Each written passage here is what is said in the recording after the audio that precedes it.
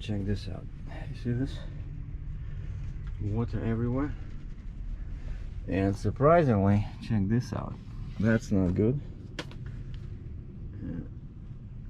You know, you don't look at the ceiling often, right? And then I noticed like a drop fell down here, and because I have plastic bags in there, it was audible, right? Otherwise I wouldn't have noticed. And like, what is this, you know? Look at this. Brand new truck, 2 years old. And then I noticed over here, it's like moist. So it probably had something. It had a leak before. But yeah, today was super bad rain.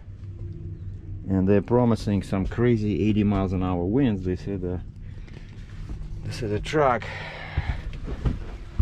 tipped over somewhere on I-75. So it rained all night. See, even all the geese got out of the water. You know, and then I saw some electricians came in the morning. They were working on those poles. But I was just inside the service shop, and they said they're expecting power shutdowns. So this is Petro in North Baltimore. And yeah, I decided, because you know it's been a while since I checked my tires, right? And I thought, hey, I'm sitting, maybe I should just check it when I'm back home. But I thought, no, you know, I'm sitting, I'm doing nothing, and the excavator is only 11 feet wide, so legal height, so I can fit in the bay. And so I talked to them yesterday. I said, can we book something for Sunday? And then at 10 o'clock at night, I'm watching a movie on Netflix, and of course my Verizon sends me a message: you used up all your 20 gigabytes of hotspot. And I have unlimited internet, right, on the phone. The problem is I don't like watching movies on the phone. I like watching them on the laptop with 16-inch gorgeous, you know, screen. And for that you need to use a hotspot. And so all the time I run out of 20 gigabytes. Like, what? I was sitting in Canada, right? I came from Canada, from Manitoba. So November I didn't use Verizon at all. Only I started when I entered US. When was it? 10th, 9th? Right now in 1 week I blew through 20 gigabytes of fast data. So now it's gonna reset on 23rd, but until 23rd, like, what am I supposed to do? So now I'm using my Canadian phone as a hotspot. But you know, yeah, I can watch it on I can still watch it on my tablet. That's Verizon too, right? I can watch everything on the tablet, but then it's a pain in the butt to put it back into that frame, and it was vibrating. So now I'm using this is section from my camera bag, so it helps, you know, keep it steady. So yeah, I don't want to touch it, but maybe I'll just watch it sitting here in the. But yeah, that one definitely has unlimited internet. But you know, you cannot compare the resolution on the tiny 1080p tablet versus, you know, I love this Apple laptop, so I like using, I don't know, hotspot and access internet on the laptop. Anyway, so I went in, I said, guys, yeah, so they called me 10 o'clock. We're ready for you. I said, no, not 10 p.m., 10 a.m. tomorrow. I said, I'm already like half asleep here. And they said, oh, okay. And then I went in the morning, you know, brushed my teeth, got my coffee, found a proper protein bar, no dairy. Very nice truck stop, you know, very quiet, and they have a movie theater, nobody in there, people are afraid. Half of the people are not wearing any masks, nobody cares. And despite what people think, they do work, except they don't protect you, they protect the other person from your cough and your sneezing and, you know, saliva when you talk. So when you don't wear a mask, it's just basically you say screw you to other people around you, you know. I will blow my saliva the way I want. So anyway, so I checked in after coffee time, and they said, yeah, we have one truck ahead of you, and after that, maybe in an hour, we're gonna we give you a call. And so they called me, and I selected a pretty cool, check this out. I didn't use this before. I found a cool ringtone, sounds and haptics ringtone. It's called Playtime.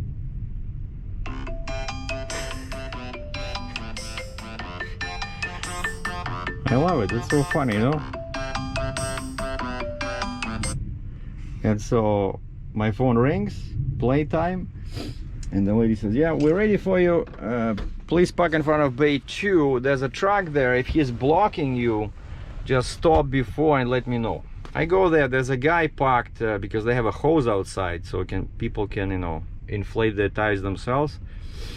And this guy backed his trailer, some Mid-Eastern guy. He backed his trailer all the way to the hose, but his truck is at 90-degree angle.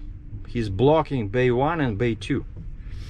I go inside and I said, hey, when you told me to stop in front of door 2, did you happen to look outside by any chance?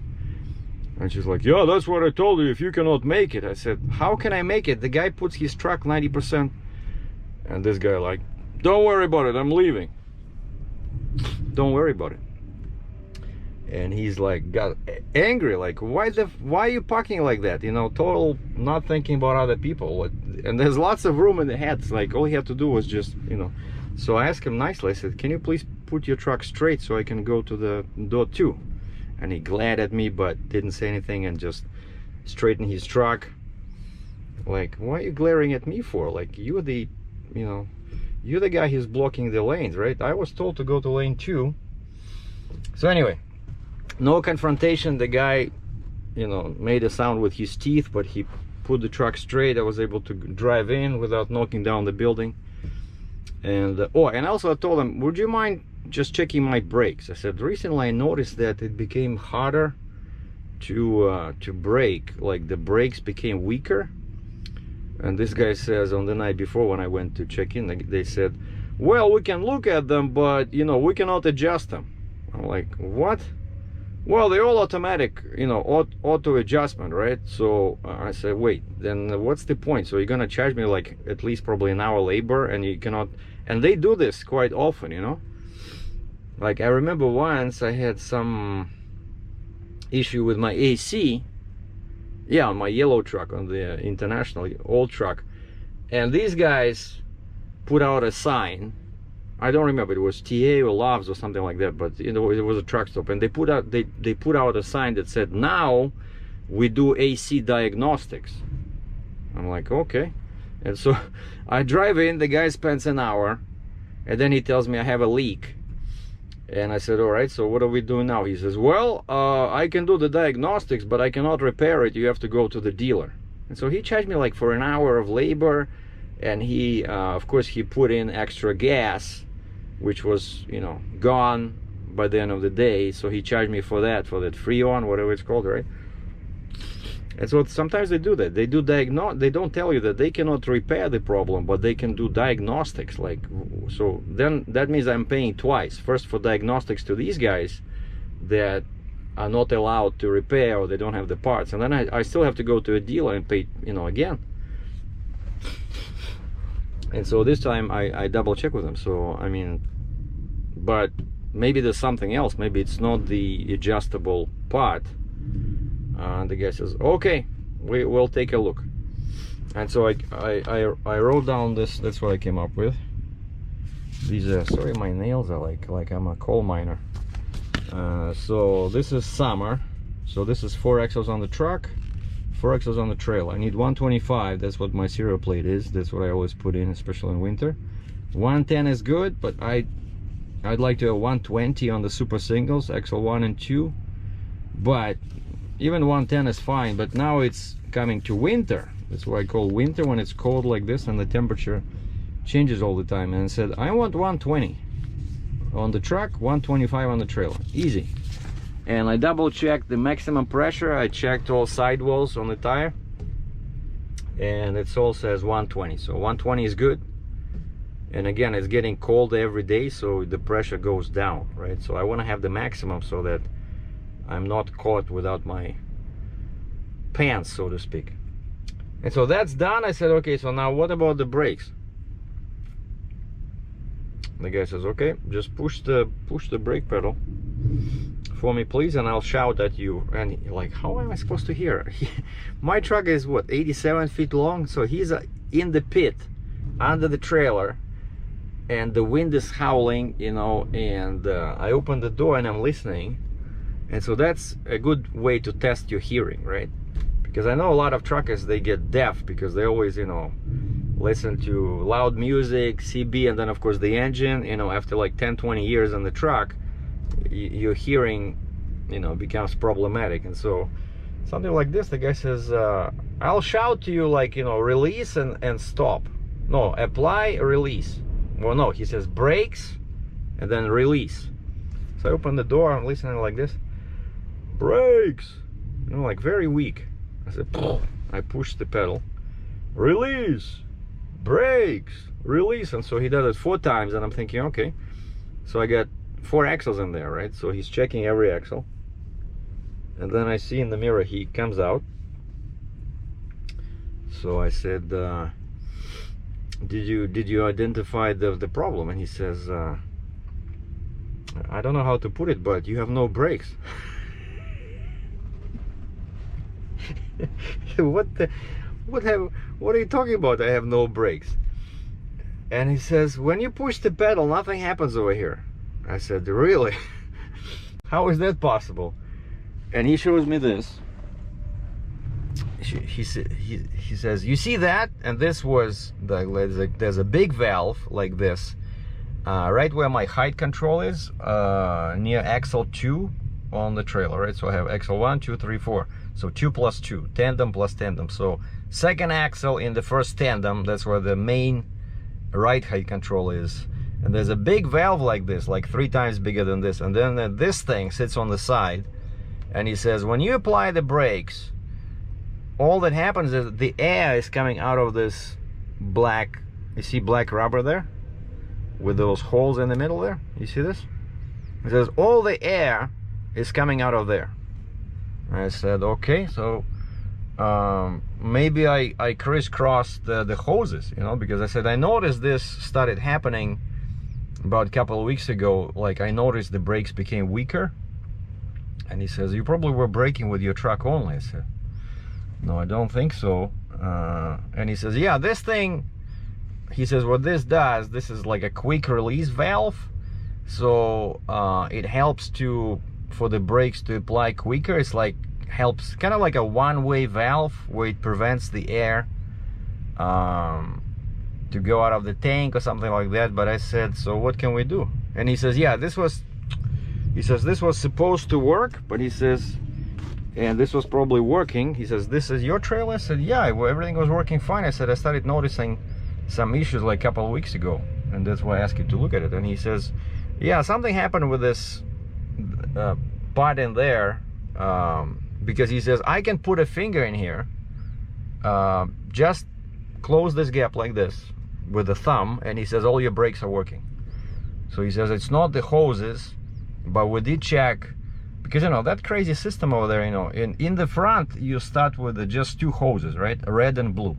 Service brakes, blue, and red is your parking brakes or your, you know, emergency brakes. But if your red line is not connected, the truck will have spring brakes applied, so you cannot move, right?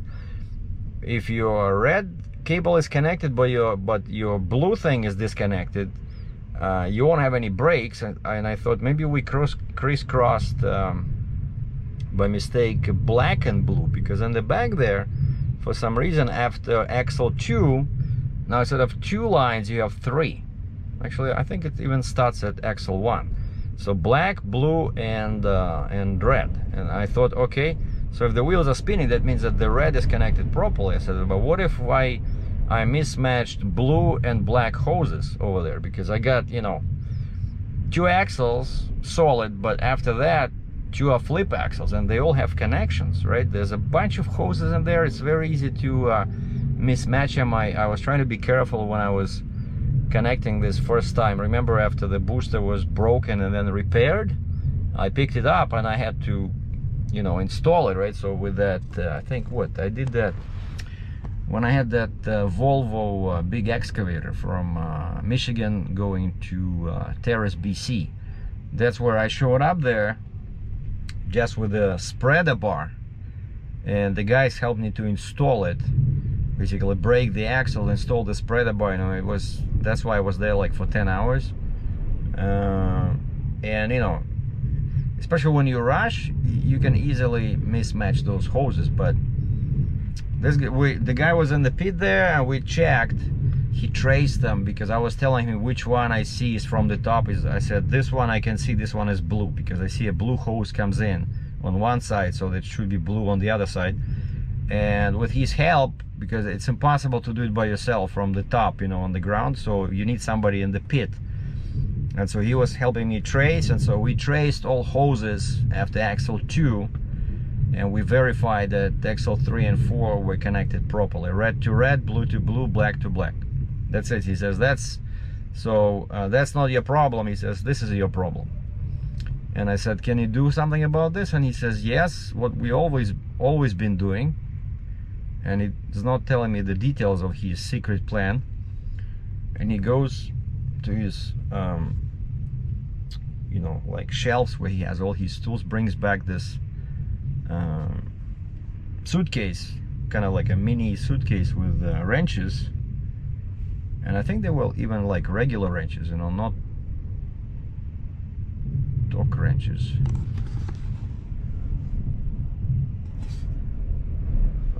Are we recording? Yeah, for some reason the red button started flickering. I have enough battery, 17 minutes, so what's the problem? Yeah, I think we're recording. Anyway, so he starts taking this out. I said, what are you doing? Are you trying to tell me that we are improving the design created by Fontaine? And his name's Chris. Very nice guy. Thank you, Chris, if you're watching this. And he says, yeah, that's just, it's not gonna affect your brakes, especially now when it's broken. He says it's not working, so all your air is escaping, so it prevents your air. And actually over here there was a red line. The red line was, no wait, red or blue or something like that. Yeah, I think it was blue. Yeah, blue, because that's what he says. You push your brakes, the air, all the air comes out. And so he took this out and he used like a little attachment. So he attached it to the bigger item, and he needed that little attachment, like a connector for the blue hose. And he just plugged it in. Without this, he says, you don't need this, don't worry about it, because he says you don't have this on the last flip axles. He says it's only here, so he says it's not necessary. Okay, so he says, push your brakes for me, please. I ran to the truck and it started raining, it started hailing. There was hail. And look at the sky. You can see that nothing's good is gonna happen tonight, you know, like a very fast moving clouds, which means that they're very low. But over there we still have some blue sky, and over there we have blue sky. But I don't know, maybe it'll, yeah, but it's definitely going that way. So which way is that? That's northeast.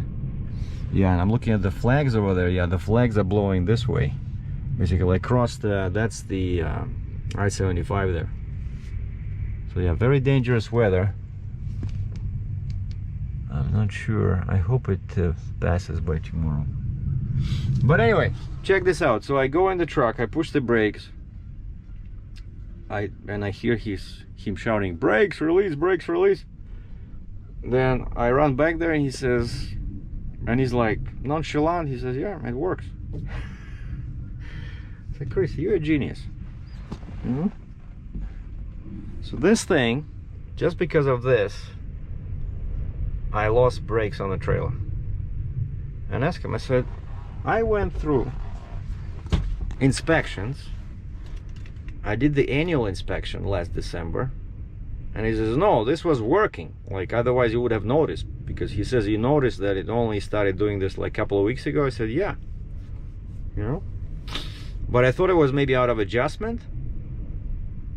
I never thought that, you know, like this truck, you see what makes it hard to diagnose is because my truck has disc brakes. And why I got that, mostly because to avoid tickets, right? Because disc brakes are not adjustable. There's no brake chamber. There's once you go for the inspection with, you know, DOT, they hate disc brakes because they cannot give you a ticket. And so ideally, if I ever buy another trailer, well, check this out. Well, the sun came out. Wow. And so yeah, ideally you want to have disc brakes everywhere, because, you know, brakes and lights, and tires. Brakes, lights, and tires, those are the three things where most tickets are written, right? And also ABS. Well, yeah, that's brakes, right? So brakes, lights, tires. Some of your lights not working, you have a flat tire, or your brakes are not adjusted. But again, like the guy tells me that they're not adjustable. So if they don't work, there's something else, right? And so yeah, so that means that when I started feeling this a couple of weeks ago, that's when it happened. Basically, the valve just blew out. I'll send a picture. I'll take a picture of this, send it to a trailer shop and see if they have, I don't know, like, it works now, everything works. So I don't know, will I replace it or will I keep driving like this? But as far as I'm concerned, the fewer parts the better. And so far I'm still super happy with Devco. I definitely feel more power. I think I feel my fuel mileage improved. And this is the bill from the truck service. WEC order 325130077. So my mechanic was Chris, super knowledgeable, a nice guy. So they charged me $86 to air all 20, what do I have, 1 2 3 4 5 6 24 28. I have 28 tires. That's why I didn't do it myself. And then shop supply, mechanical hourly labor, some kind of a ABML con that he used, the part $4.99, and so after tax came to $198.32. 198.32. So the hourly labor is 118 US, 0.99 cents. So I think before it was like $90. It keeps rising. Now check this out. Over here it says make, model KW.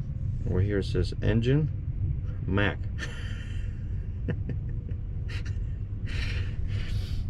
KW Mac. That's not good. Anyway, but one thing I'm definitely going to shop for is this, and I know what it is, because you know what's above that? My air horns. Air horns. So whoever installed them at the factory, because you know most trucks have 2 air horns, I have 4, and they're bolted to the roof, so I will have to go to a place. I'm not gonna do it myself because there's a lot of tricks in there.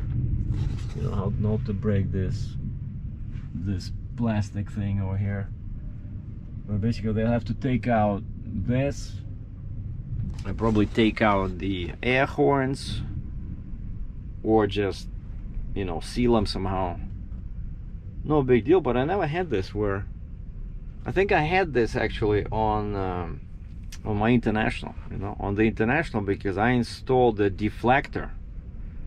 Because my International was mid-roof, and when I was pulling dry vans, like for a couple of years, and so I bought a deflector. You know, that deflector helps with the fuel mileage, and I installed that deflector when I was down in Texas. So some cheap Mexican guys working for a Texas shop, none of them spoke English, so they only had like the supervisors translated, you know, what to do. And so they did a rush job, and after that I noticed that during weather like this I started having drops of water, like especially here, somewhere here, like I'm driving, you know, like in the summer, and you are wearing shorts, and water was dripping on my knees, you know. So it's hard not to notice that, you know, like at least over here it's behind me, but still that's not nice for it. Well, the truck will be 3 years old this February, right? I started driving it in February of 2018. It had 1,000 kilometers on the odometer, which reminds me I gotta put down here the correct mileage. So that's what I got on the truck in 2.5 years, almost 3. 238,488. But that's kilometers. And to give you an idea, okay, let's see, 288. Oh wait, that's too much. 238,488 divided by 1.609, 148,221 miles. That's what I got, 148. So probably I have another 10,000 miles, 15,000 miles by February. So I like it. It's good, which means that the resale value of the truck will be good, because it you know, hardly has any miles. Anyway, those geese are not sure what to do. Shall we fly? Oh, are you crazy? Look at this wind. Why they all get out of the water, I don't know. For some reason they decided, well, it probably was hard to stay afloat in the water because it pushes you. Yeah, a bunch of these geese over here, probably on their way to Laplandia. They're just standing doing nothing. Oh, maybe there was some story. There was a story on TV today about some crazy earthworms coming out and packing themselves in some interesting shape. So maybe these guys are waiting for some worms to pop up, you know. So anyway, I'm just taking it easy. So I got all my permits, right? All I gotta do is just later today I'm gonna prepare the border crossing. And so I'm like half an hour away from Michigan. That's why I cannot drive, because I cannot enter Michigan on the weekend because I'm over 10 feet wide. So first thing tomorrow morning I'll start driving, and I'm gonna be at the border probably around 9 or 10 o'clock, and hopefully crossing will not take long. And then from there it's 2 hours to Cambridge, because this thing delivers in the same town where I park my truck. So we'll do an update on the unloading, because I'll probably be unloading myself.